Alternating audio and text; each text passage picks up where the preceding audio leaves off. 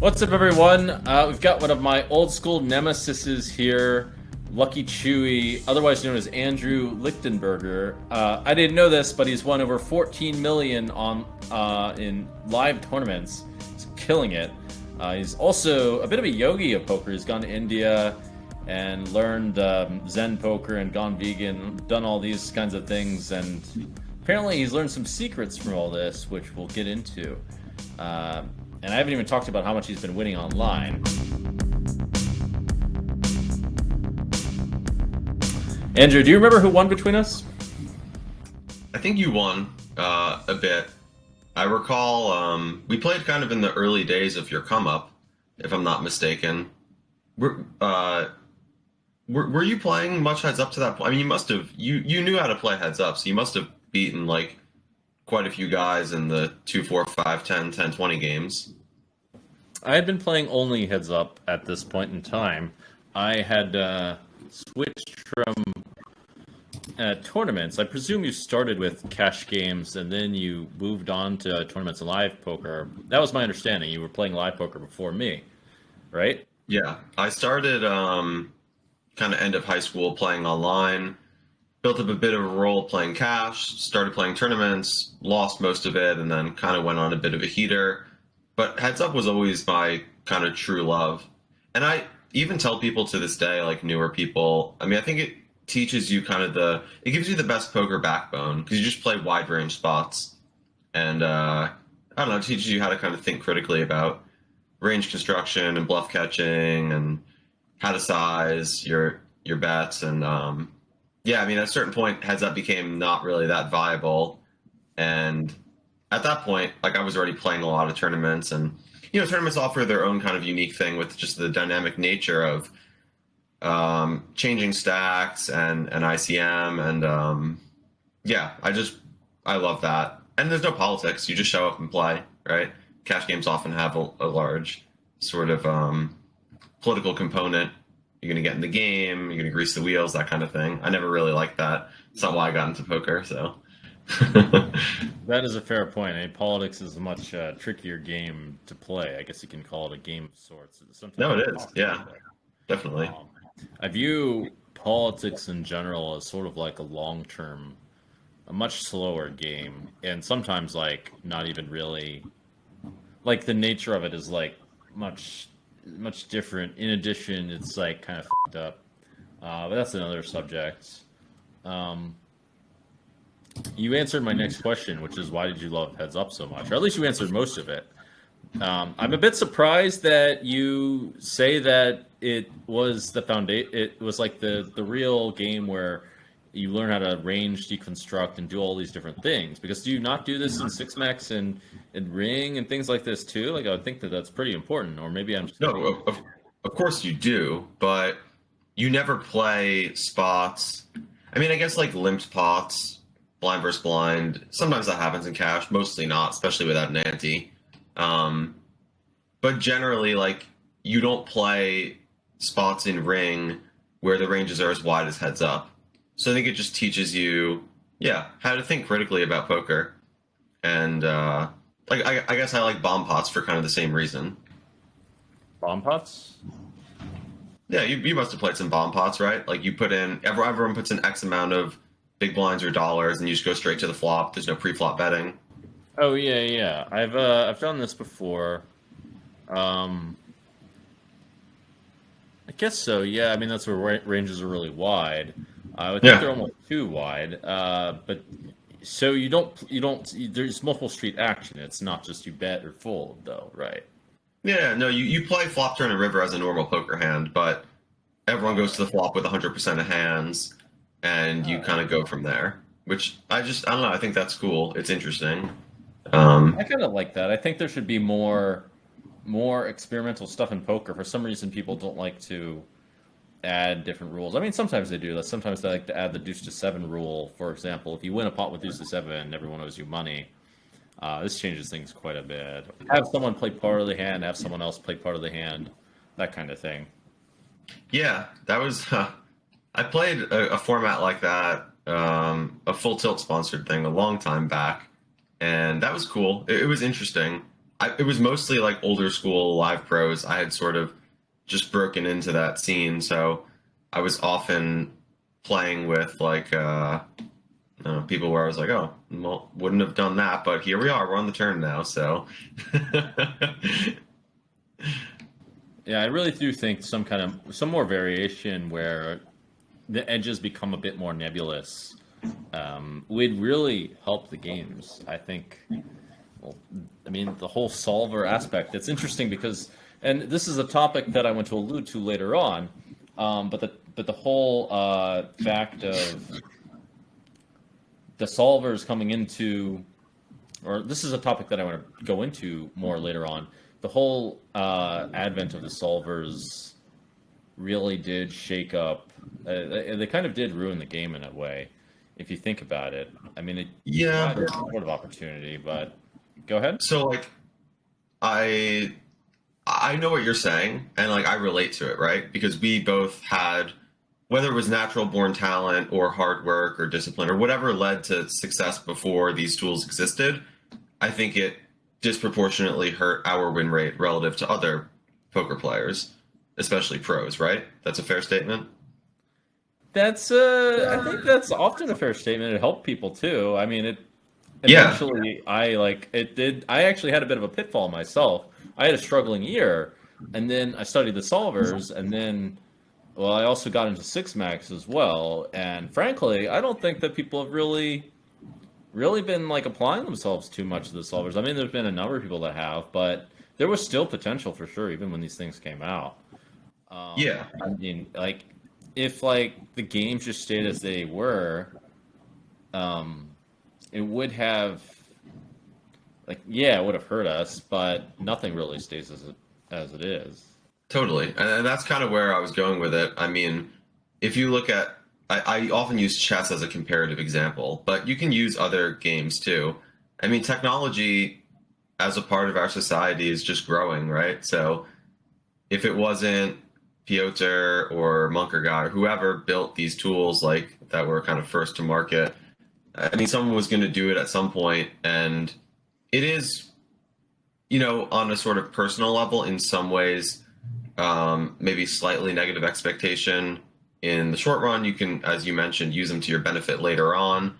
And it is kind of just cool to be able to, I don't know, sort of collectively celebrate the evolution of the industry and understand more deeply the game in kind of its true form, in a way, right? Because when you're just sort of doing your own brain solving or what have you, it's interesting and that's fun. And that, that's why sometimes I call them like the good old days.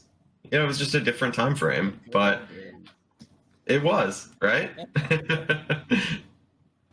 I suppose so. You're sounding like an old man now, saying about all the good old days. I mean, We've been in poker a long time. It's a fair point. I'm really curious how spirituality entered the mix here, and how like this ended up helping you, because you seem to attribute a lot of success to that. I would say I attribute a lot of my general calm and ease with which I go through life to that.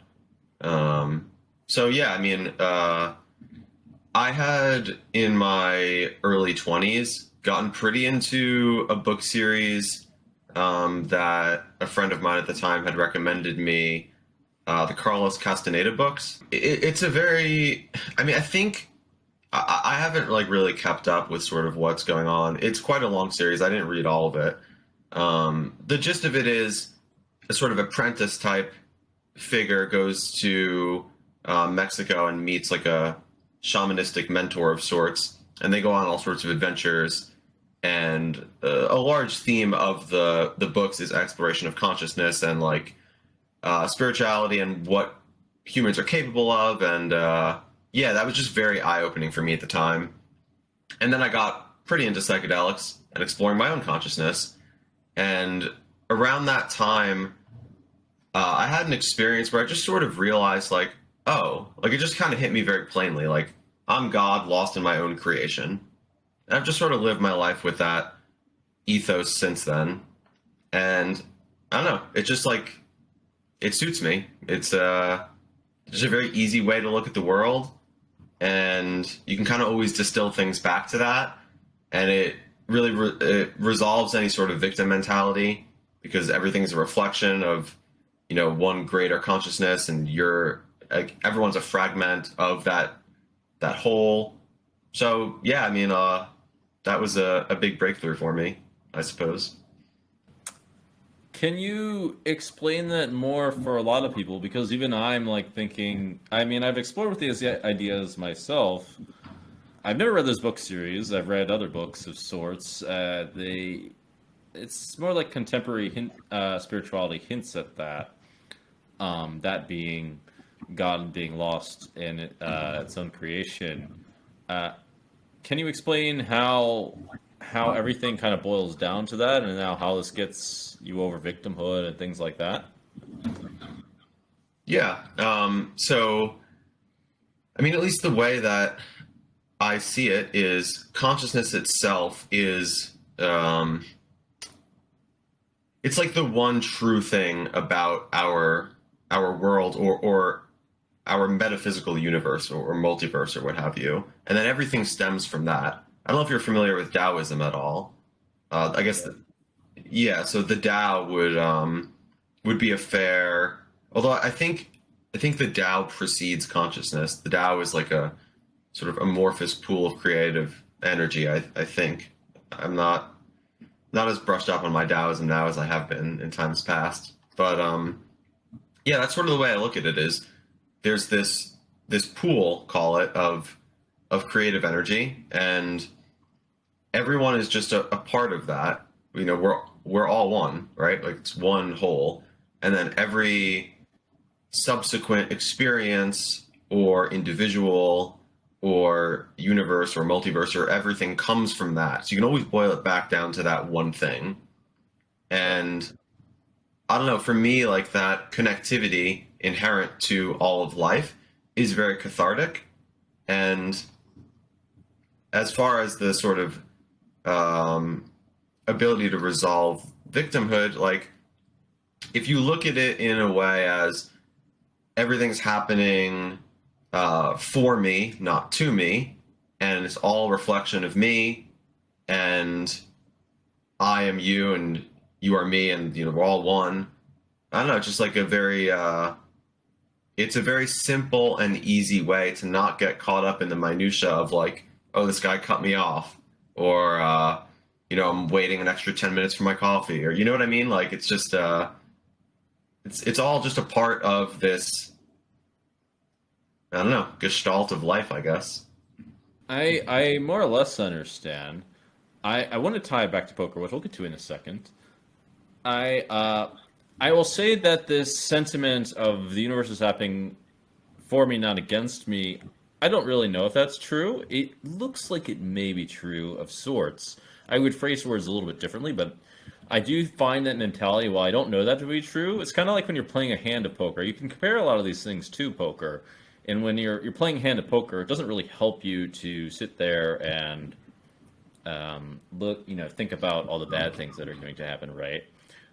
But it does help you to focus proactively on the good things that you can change. So I find that mentality to be kind of rational, in that it seems rational in the sense of, like, okay, well, let's make the best of our day and assume everything will work out in the end. I mean, that to me combines rationality and spirituality for me. I've never been able to, like, verify exactly that the universe is working for or against, personally. If you have any words on that, I personally do, or do you want to give me to give my view? Yeah, well, I'll just mention, I think essentially the foundation of this is your beliefs, right?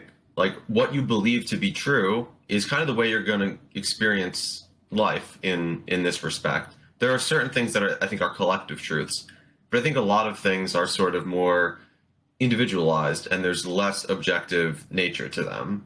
And this is why I would say, at least in part, there's been a heavy focus on mental health in our culture in more recent times, because people have, at least on a subconscious level, but I would say conscious level in many such cases, sort of recognize that, having healthy beliefs is paramount to being a healthy person.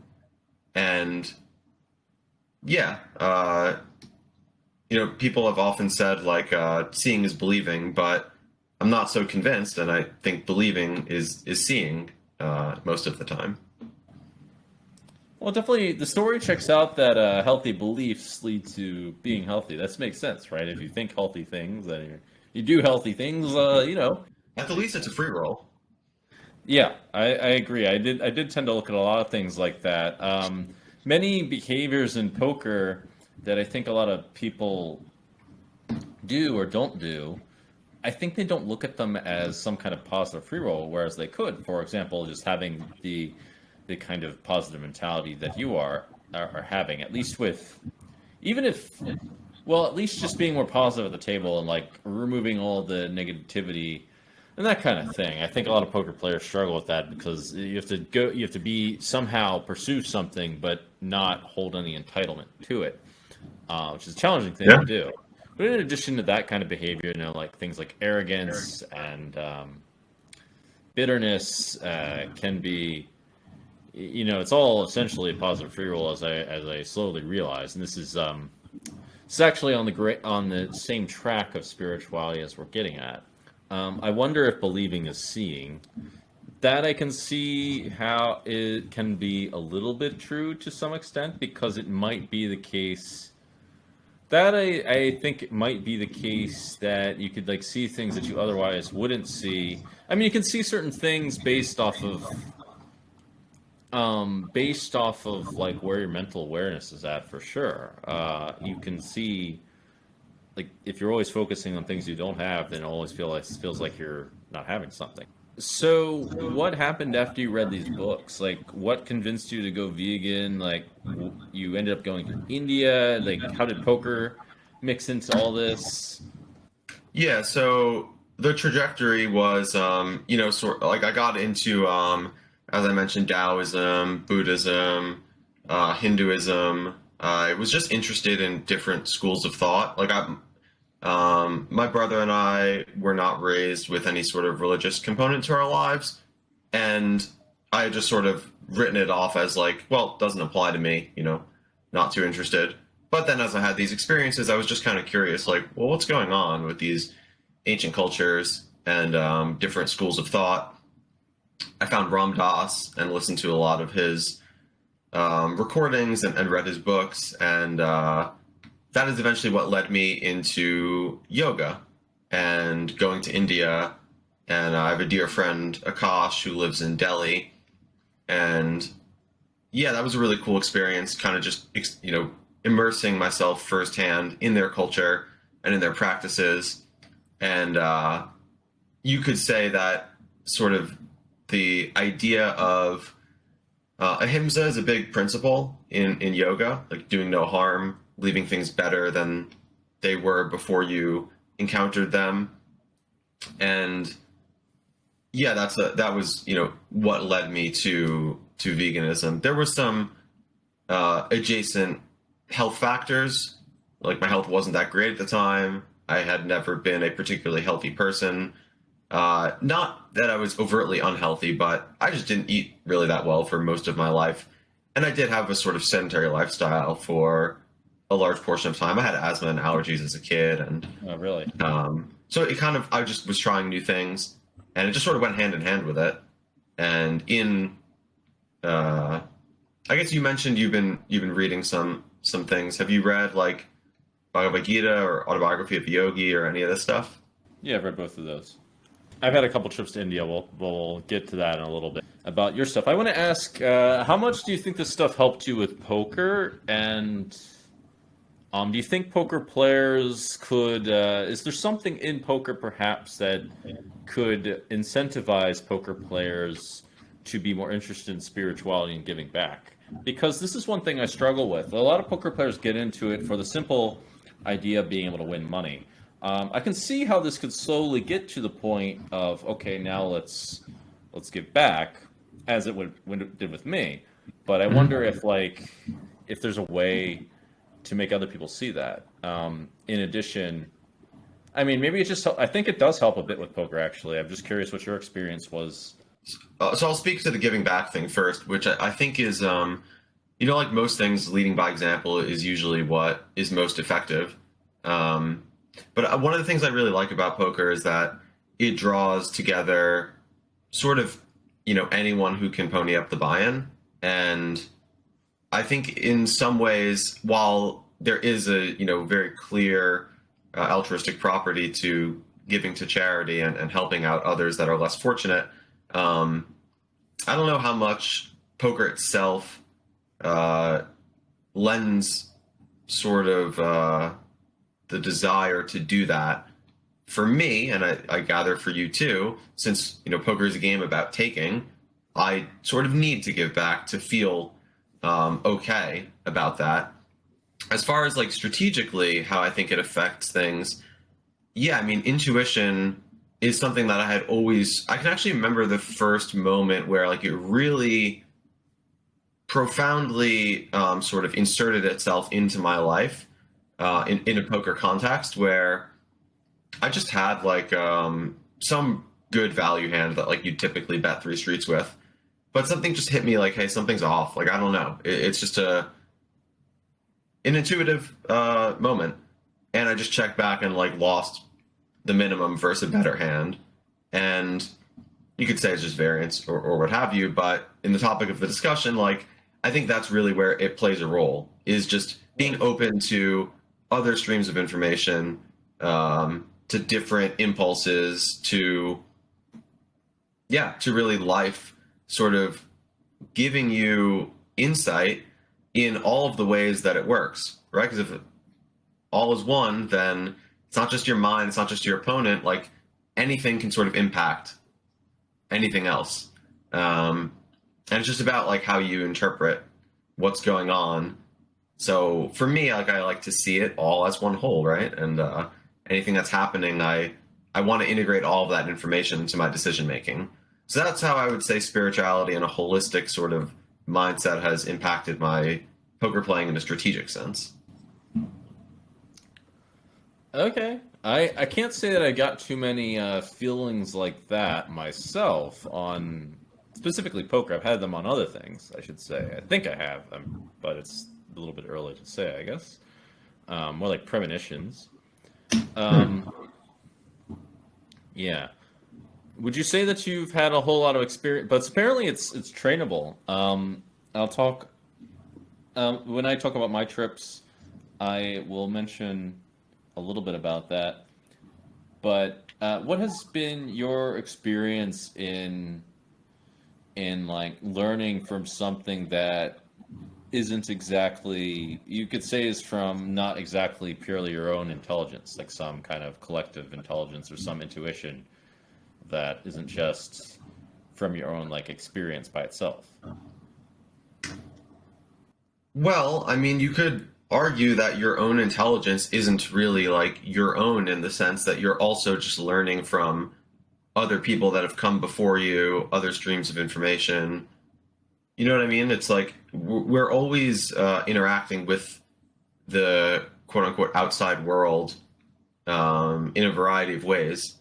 So I don't really differentiate them that much. And I think that's what makes me sort of an odd person. Most people don't see things that way, but Yeah. I don't separate them really that much, to be honest.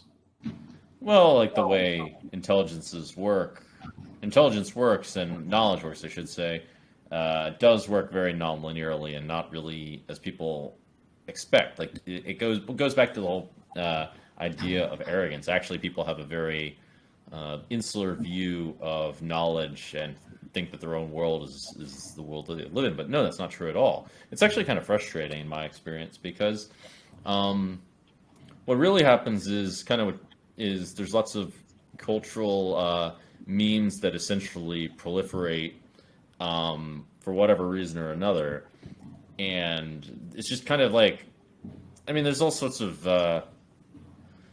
recordings of this. In fact, the most compelling one is that insanity is just a perspective of what someone's mind looks like it's not insanity isn't biologically different from sanity, as a matter of fact. It's just whatever's going on in someone's mind. It's just whatever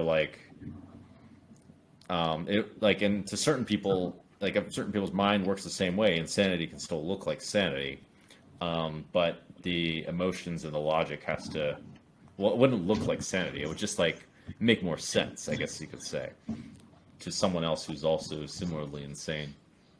Well, there would presumably be somewhat of a difference in a brain scan, right? Like different areas of the brain would be lit up, I would think. I'm hardly a neuroscientist. Yeah, me too. This one we need to double check. But the most important thing is basically people are largely a matter of cultural memes of sorts. There's lots of the memes, the most popular things on the internet that run around. It's the same thing with how people live their lives and things like that. A lot of morality, or I use the word quotes because it's not real morality, runs around that. But sometimes things what are not cool to other people can sort of be cool to similar people. This is where respect is defined and things like that. But anyway, where was I going with this? Yeah, I mean, in effect, everything is connected, but there's a lot of talks of getting something from a higher form of intelligence, of what you alluded to, of having some kind of intuition that's not the same as, say, an intuition that you should c-bet because your experience by itself tells you, okay, the c-bet is a plus EV move.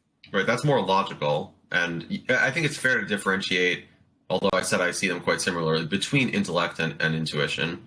I do think that they're similar.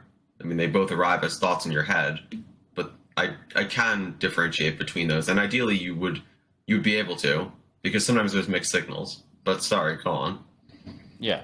So were you saying before, as you dived more into spirituality, that you became more in tune with this, more in tune with your intuition that was beyond feeling when to see bet and when not to see bet based on experience? Yeah, and being more willing to trust it.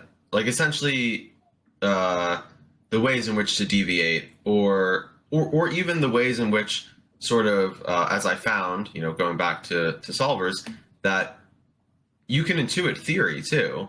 And when it's foreign to you, it might seem like a deviation or an exploit. But then when you sort of research, it's like, oh, well, that was actually just a sound idea.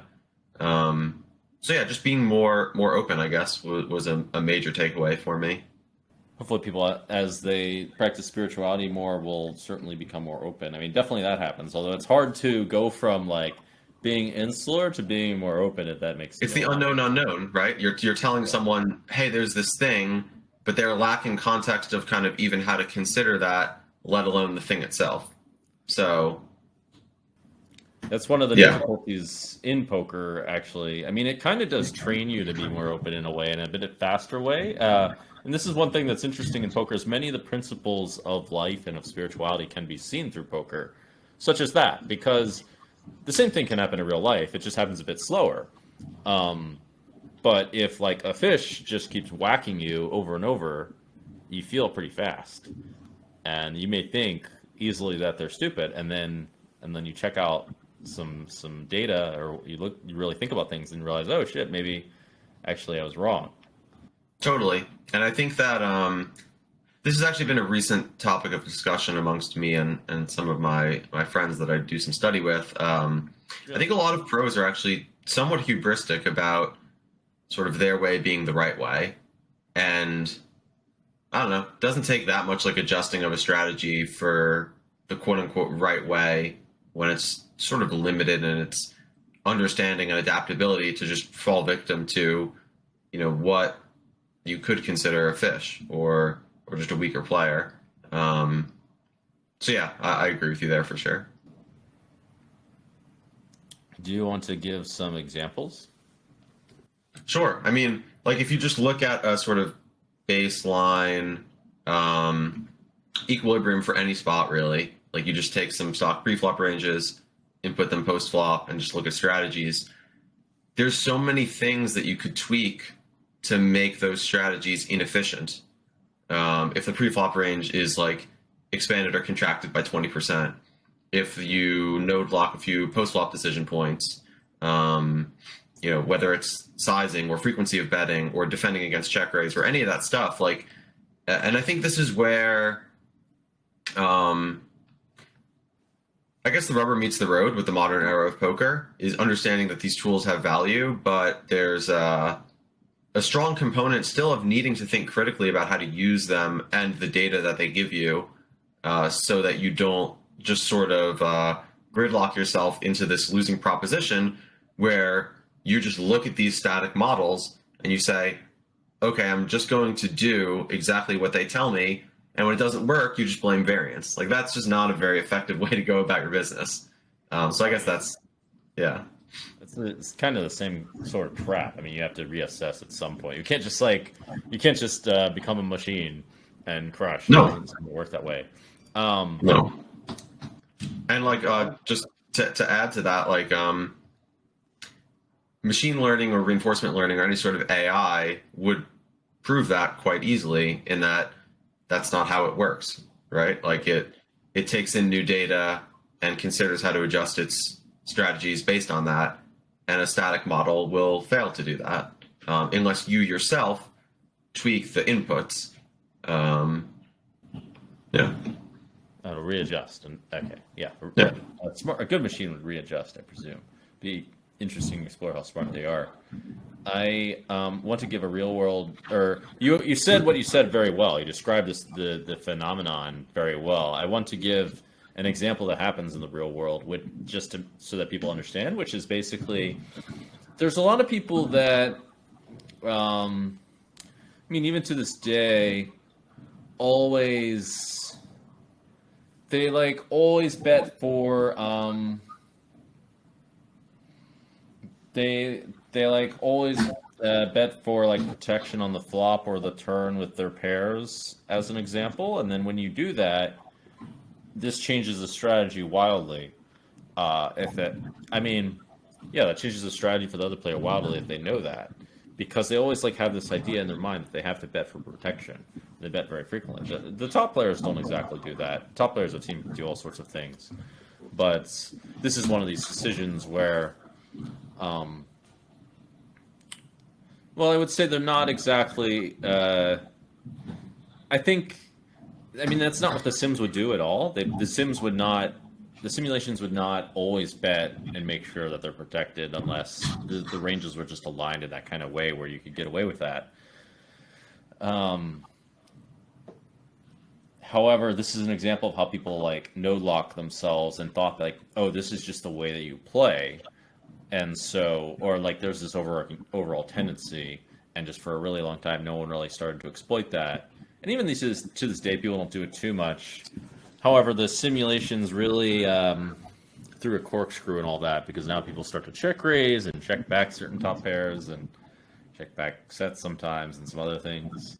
Yeah, I think you're speaking to what is quite interesting in that, a lot of the human ways to describe poker strategy to oneself or on a sort of communal level, and how to implement those ideas comes in the form of these terms of protection betting, bluffing, value betting, and computers don't really think in this context. They're just equity and EV driven, and you can break that down into those human terms. But it has been definitely interesting for me to see where these human differentiating categories hit and miss the mark respectively based on different spots. And yeah, just seeing the computer do its thing, it's cool. I really do appreciate that form of technology.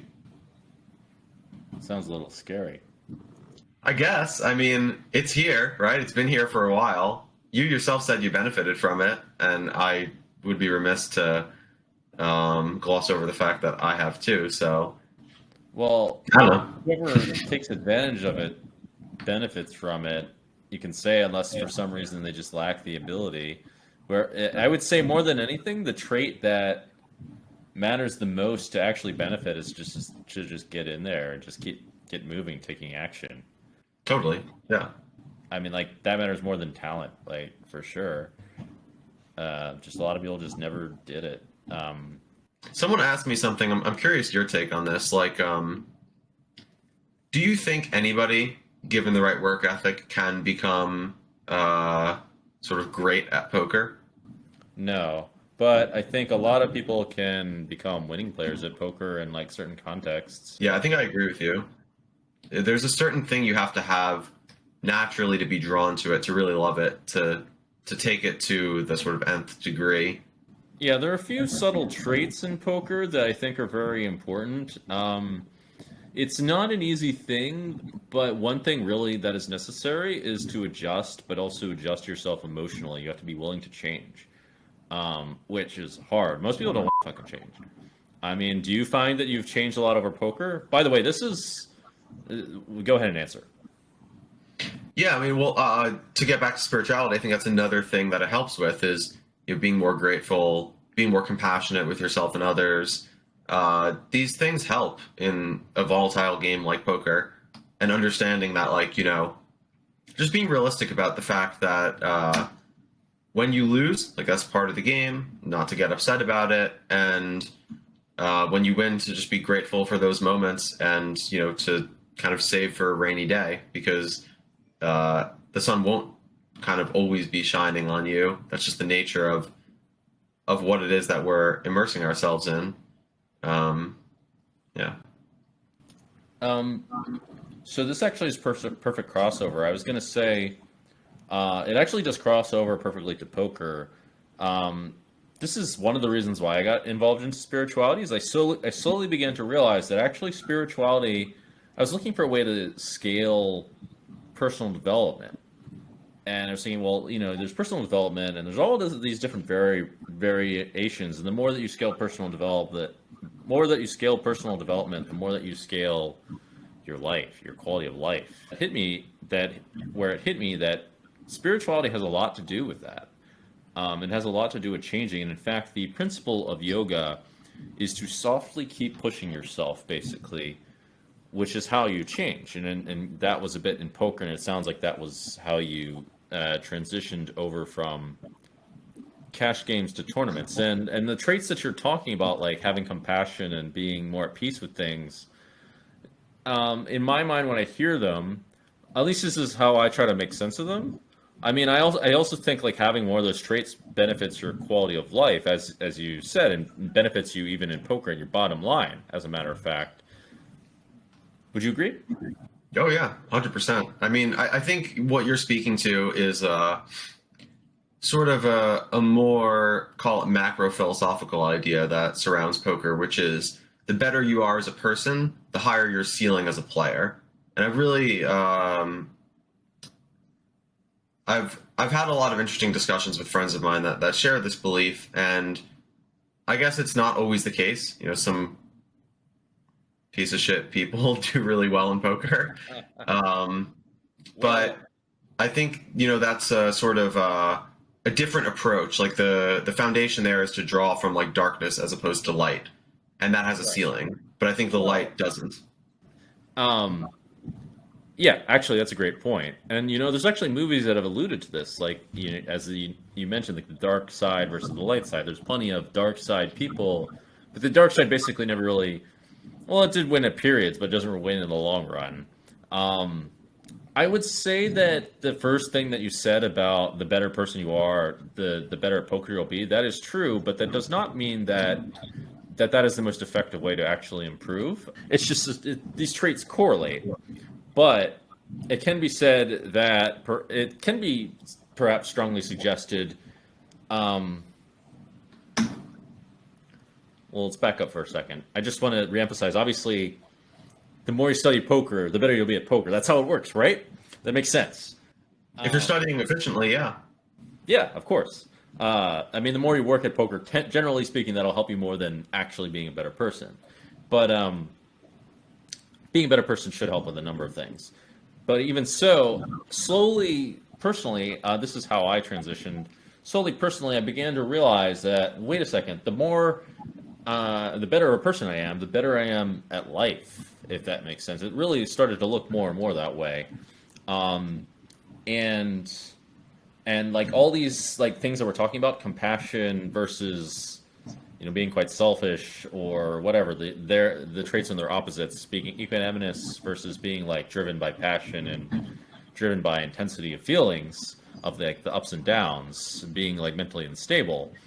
Um, all those things were essentially like variations of strategy. When we're talking about like different strategic techniques in poker, now we're talking about different strategic techniques that are social or life oriented. And like now, like the more you apply those things, the better you become at life. So that's where it hit me like, wait, self improvement is pointing quite a bit towards spirituality in many ways. Yeah, well said. I mean, I completely agree. It helps with sustainability, mental health, fulfillment, kind of the ultimate free roll in a way. Well, why don't you tell us more about your journey into spirituality? Did you have like a favorite? Did you have a favorite thing that you studied, or maybe even was it maybe that was a series of books you said? And I know you went. Did you go to like an ashram in India? Where exactly did you go in India?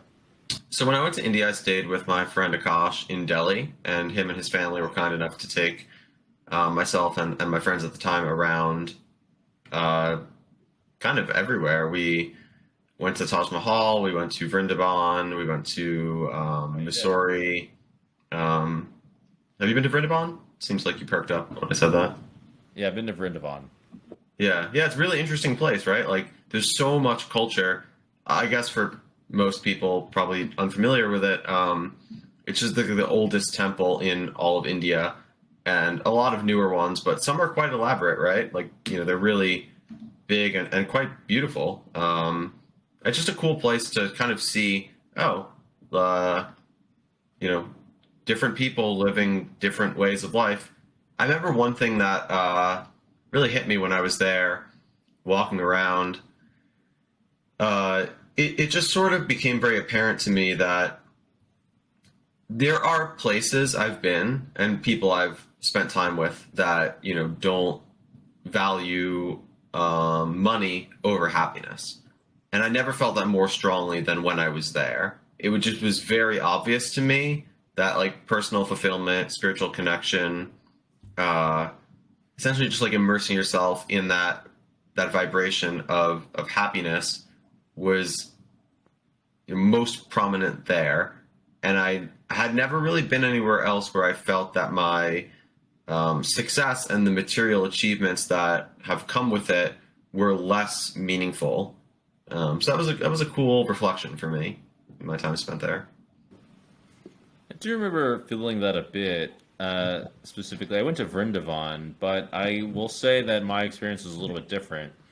When I went to Vrindavan, Vrindavan is the birthplace of Krishna, which is the supreme deity, the preserver of the universe, etc. It's supposed to be like quite a holy place, but I found that many people were like kind of manipulating that, or at least that was my feeling, was that they were like manipulating for money. I wasn't 100% sure, but I guess they're like super poor, so there's that. Well, there's a lot of begging. There is a lot of poverty. But even then, I didn't get it was a different feeling than I got from homeless people in the U.S., for example. Like it's just it's something's different about it. They do prioritize spiritual sort of like it's such an ingrained part of the culture. And I was only there for a few days, so it's just my kind of reflection on my experience. But yeah.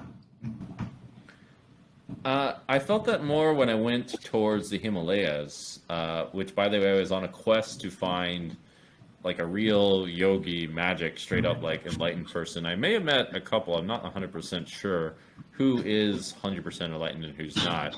But there are people that I met that were at least somewhat close, I guess you can say. I did actually, the people in the mountains seemed really, really, like, these people did not really care about money, as far as I could tell. No one begged once I got deep into the mountains. I don't think anyone begged, and that's where, like, things are really beautiful when you go towards the north India. I didn't have enough time to go super north, but I actually did find a guy who abandoned all his wealth and just lives in a rock, which I can't see myself doing that exactly for different reasons.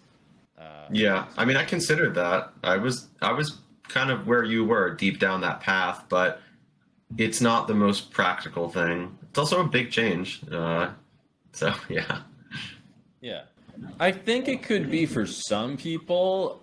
It depends on what someone's trying to get out of life, if that makes sense. But there are certain, I mean, you could say desires from a certain perspective, although when there are certain things that come from inside that aren't exactly cravings, you can say, that would lead against that. But I presume if someone just wanted to have a peaceful life, if that was really what they were looking for, um, then maybe that could be like something they could do, or that's like the ultimate version of fine of whatever, I guess.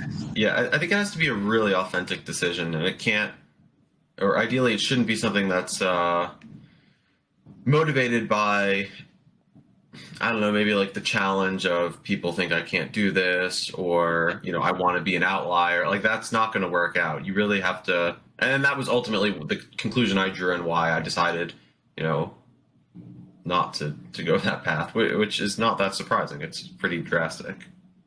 So did people think you couldn't do it? Are you, No, but that's something like I imagine people would think. This isn't something like I really talked about or considered all that strongly, but it definitely was a thought in my mind. Like, should I just sort of do this, abandon my worldly possessions? And you know, it's quite a common theme, right? In some of these circles of thought, like just becoming a renunciate, essentially, living in a temple or living in the mountains or whatever. Uh, yeah, I mean, at this point in my life, it's kind of like an afterthought. I'm not going to do that, but who knows? I mean, nothing's impossible. But right now, my trajectory is not towards that sort of life path at all. there may be like miniature versions of that. You can like try it out and see if it's for you. That is often a good way to test it. Just try things out, learn through experience. I might do something similar, but definitely it'd be really surprising if I just did it 100%. I mean, you just never Like a know. vision quest? Huh? Like a vision quest? Yeah. I wanted to do one, but I like keep getting sidetracked. Or it hasn't been that easy. There's one specific place that I want to go to in Guatemala to do it. Cool. It might happen. I'm trying to like plan it in advance, and stuff keeps coming up that feels like I should keep doing the stuff. Have you read The Alchemist? I have, yeah. Yeah, that's just what always comes to mind when I think about that sort of experience. These kinds of books, I always wonder if are necessarily true. I find it logically true that, I mean, you can say this is true of poker too, but of life true. It's just logically clearly true that life will keep throwing you lessons, and you'll either learn from them or not. I mean, this is like the nature of evolution, really. In a timeline, you will keep learning essentially, or you will keep making the same mistakes. Yeah, no, I definitely agree with you. Like with the books I mentioned, the Castaneda series, it's framed as if they're true. Again, you don't know, but it doesn't really matter in a way. It's like, who cares if it's a real experience or not? It's more the lessons you take from it that are interesting and, you know, mind expanding. I can see some reasons why certain things need to be true, such as being required to be tested, if that makes sense. Like that seems necessary to be true in some kind of capacity. If there's any like existence of virtue, because virtue can only exist the only way that virtue can be revealed is through tests. Not sure about that. I probably need to think on it. Well, think about it. Like, how can you know how honorable someone is, the depth of their honor, until they're tested? Yeah. Okay, that's fair. That's like one example. How can you, huh? No, that's fair. Yeah, I can see that. I mean, and then like one of the one that shows itself the most, actually, this guy Nassim Taleb tells it is courage, because it inherently the first thing you do is you show it. It's with courage, you just like do stuff. That's the only way you can show it is you just. Would you say you're a courageous person? Why don't you tell me? What do you think? I think you're reasonably courageous. Yeah. Shit, I thought it's more than reasonably courageous, but what do I know? Yeah, I mean it's all relative, I guess, and probably we feel differently about ourselves than others do, but you're willing to push the envelope and you don't really seem to care what people think of you, and I don't know. That seems courageous. Speaking truth to power, that kind of stuff. Well, you seem to have a similar sort of tendency. You've written a book, A Yoga of Poker. I had no idea you wrote a book. I mean, that's pretty impressive. Well, thank you. Yeah, it was kind of around that time. It was before my first India trip, but very much after a lot of the stuff that I'd done to get in the door of spiritual explorations, a lot of meditation and yoga and whatnot. And yeah, as far as sort of the discussion previously that links spirituality and poker, it was largely around that mindset, intuition, metaphysical things. People liked it, which was cool. Cool. You're the only one to write anything. Well, no, you're not quite the only one. Almost the only one. Only like high stakes professional ever wrote anything about spirituality and poker in a book. Really, I suppose, yeah.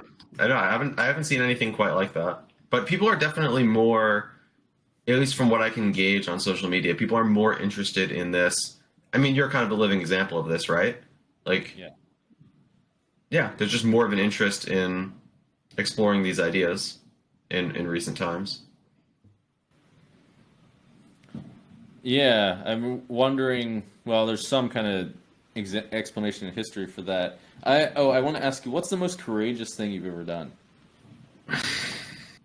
I could pick specific examples, but I think anytime you really trust yourself and follow your heart in scenarios where there might be blowback because any societal reason, but like in your heart of hearts, it's the right thing to do.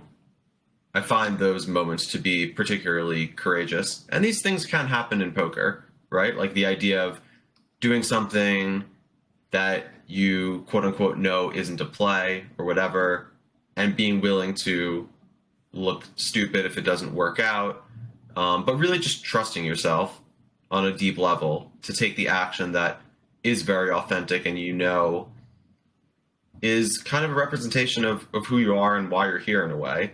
I think those are, to me at least, the moments in my life that represent courage or courageousness. Well, that was well said.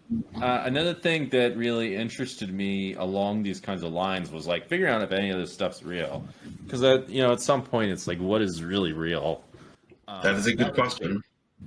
That was a big thing for me. So this is why I wanted to find an enlightened person. And I sought out, I heard of this one guru.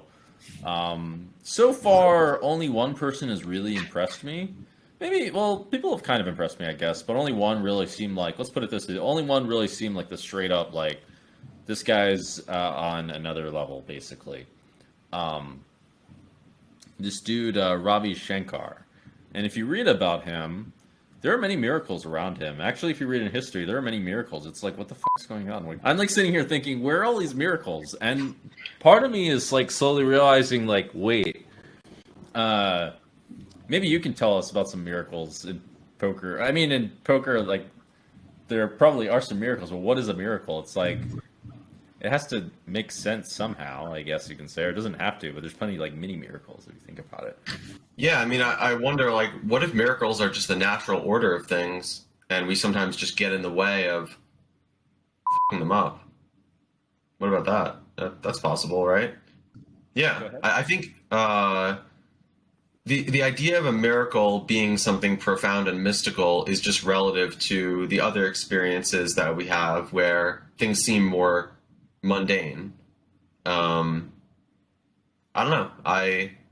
you can see here, I have this like utopian tapestry. Like all the animals are chilling, birds are like it's good vibes. Like that's kind of the world that I imagine we're trending towards. And I think in that world, miracles are just the natural way, and it's just yeah. Like I think the ceiling for joy and community and human experience is very high, and the more miracles, the better. I agree with all of what you said. I would say that it appears, from my perspective, I have a theory of sorts, that there is some kind of underlying intelligence. However, it doesn't reveal itself, so there's some kind of intelligence in the way of the order of things that somehow creates stories of sorts and experiences, but it's really hard to say, right? It's really hard to prove. But I've noticed some patterns of sorts. But one thing, first of all, let's go back to Ravi Shankar for a second. There's many miracles around him, like straight up miracles, like literally. People do his breathing exercises. I'm doing his breathing exercises, actually. I went there and I learned the breathing exercises, and people will go to him and do his breathing exercises and totally like be blind or something like that, and then it would heal. There's many instances of this happening. Apparently, there's many eyewitnesses. There's a guy who apparently came up and tried to stab Ravi Shankar, and this wasn't even written about.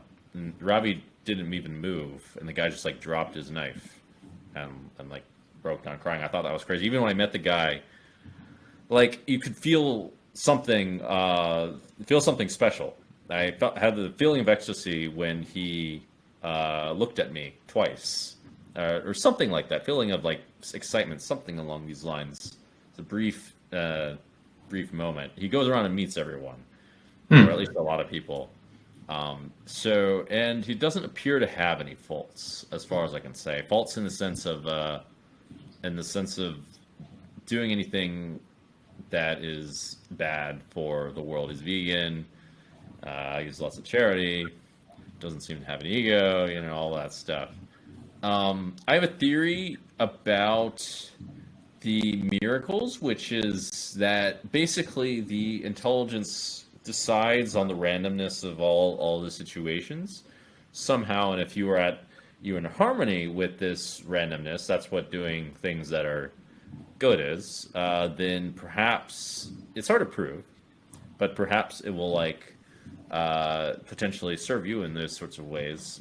In addition, as harmony works, then you're aligned with that kind of intelligence. In addition, then in that case, miracles would simply be, first of all, defined by, or be required to be defined by a lot of the mundane things. Like a miracle by definition is something that's really extreme event. It's not something that necessarily defies physics, because if it happened, it had to not defy something. What do you think? Yeah, and actually, as you're saying this, it triggered a memory of a miracle that I think is worth sharing. Let's hear it. So, I had made somewhere between dubious and outright bad decisions with my,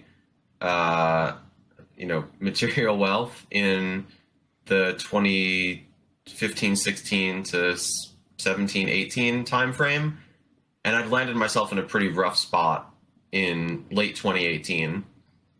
And it was actually interesting in that phase of my life. One, on the outside looking in, everybody thought I had a lot of success, which couldn't have been further from the truth. Sure, I'd won various events and achieved sort of a lot of success within poker, but I'd blown those riches elsewhere, business. And so that was one interesting thing. And the other was that I don't think I'd ever experienced a time in my life where it was so straightforward what I had to do. It was just, you get up and you grind. And it was, in a way, kind of simple and nice to really just, kind of live as a worker bee. in a sense. Like, you know what you're doing every day. There's not much decision making in that respect. There's decision making once you're playing, but the process is straightforward. Anyway, I was playing the Five Diamond at Bellagio, and I was in makeup, and I owed some close friends money, and they all understood my situation. And I ended up getting third for 800 something thousand, and it just completely bailed me out of all of my bad decision making previous and gave me like a second opportunity. And even just retelling the story, like, I can feel the immense gratitude that I had then and still have to this day, because without that, I don't really know like what would have happened to me. And it was such a profound experience that even though I had already in many ways reshaped my perspective about reality and miracles and how these things interplay, it definitely like deepened my belief in them, because it just came at the exact right moment. And that's kind of, what triggered this memory from what you were just saying. Interesting. I've had sort of similar experiences myself, by the way. Yeah, I've had sort of similar ones, I would say. But I've had a few things that were, if you really think about it, effectively miracles. Super lucky event. Do you generally do you have a lot of visuals in your mind, your mind's eye? Like, is that a sort of core component of how you interpret information, whether in poker or elsewhere in life? No, I don't think so. But I can see. I mean, I can like feel that something isn't really right, that there's some kind of holes in something. I can feel like ideas of potential. I would say my feeling is blended with my logic a lot, and I'm very good at separating my logic from my feeling. I'm very, very good at that. And I can feel, ideas. I can feel pathways that aren't necessarily explored, that feels like they should be of importance. Not in any sort of overt intentional way, but yes, I have a lot of thoughts that come visually. Do you have like visions? Yeah, I do sometimes. Oh shit! Do you want to share any? Uh, well, it's more just like the way that, on the topic of intuition, like it's kind of just the way that I think information disseminates itself. So it's not. I don't know that I could give like a really concrete example of something. Trying to think like, okay, in poker, like before sort of maybe some dangerous situation occurs, I see like a fiery car crash in my mind, Oh, really? something like that. Really? Yeah, I've had that kind of stuff.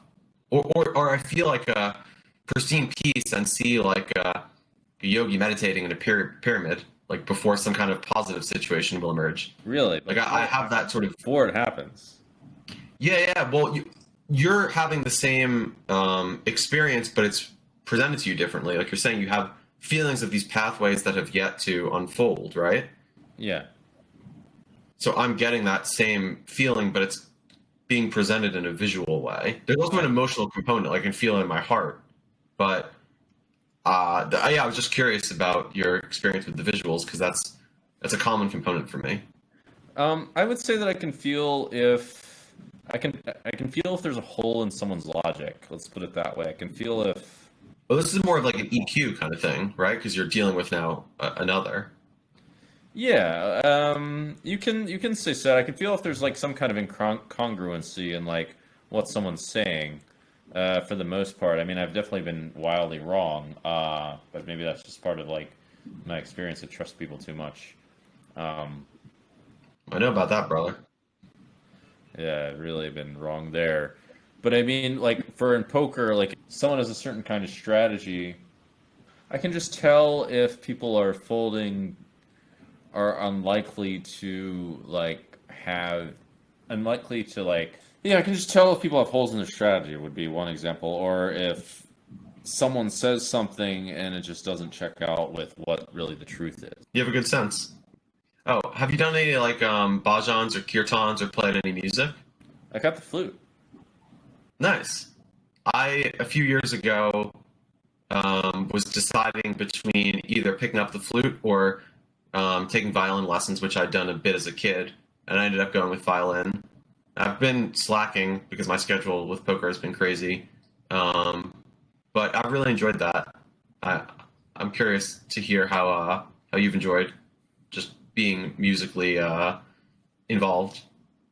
I I like it somehow, but I'm still pretty bad at it. It's pretty hard to play. Apparently, the violin's very hard to play as well. Yeah, that's challenging. You just pick it up and you play it. That's the good. All right. Well, this has gotten quite long, but it's been good. I think Yeah, this is a good place definitely. to stop, and hopefully the audience can look forward to our future music jam and That sounds great. the future miracles or whatever else might happen. Anyway, it's been great having you on, Andrew. Yeah, thanks for having me. It was a pleasure chatting with you.